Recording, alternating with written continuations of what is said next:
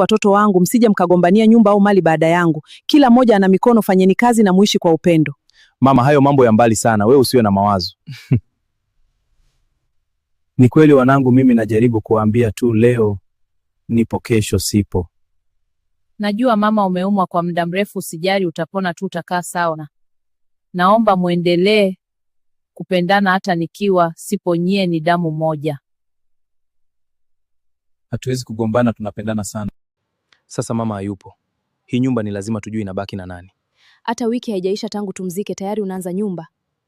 Kila mtu aseme haki yake mapema. Ninde Disagwa, ulikuwa wapi mama alipokuwa anaumwa? Mimi ndiye nilimuguza mpaka siku ya mwisho. Na mimi ndiye niliyetoa pesa kuikarabati.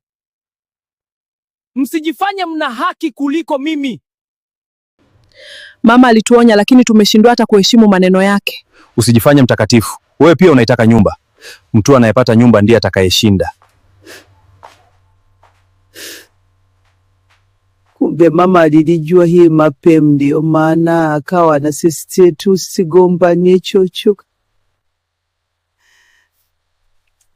Hata mimi nyumba naitaka, lakini napenda tuishi kwa amani wote na sio kuigawa kama hivi kwa kugombana.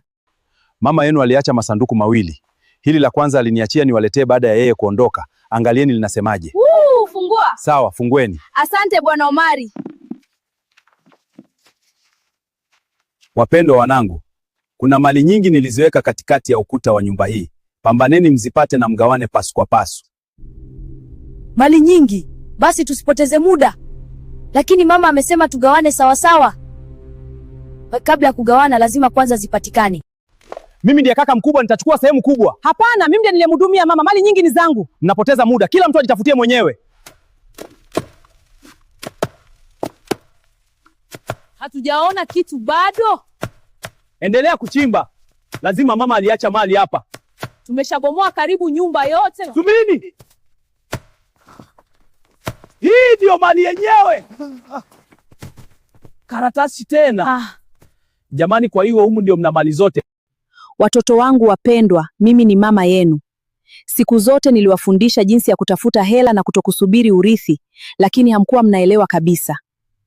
Natakuwa mlana mnakuwa mnaongea nijisagilieni ili mekuwa rithi. Kama kweli nyinyi ni vijana wapambanaji, jengeni nyumba yenu.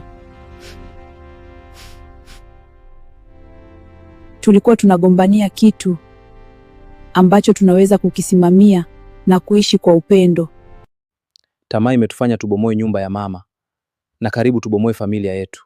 Mama aliliona hili, ndio maana alitufanyia hivi. Lazima tubadilike mara moja.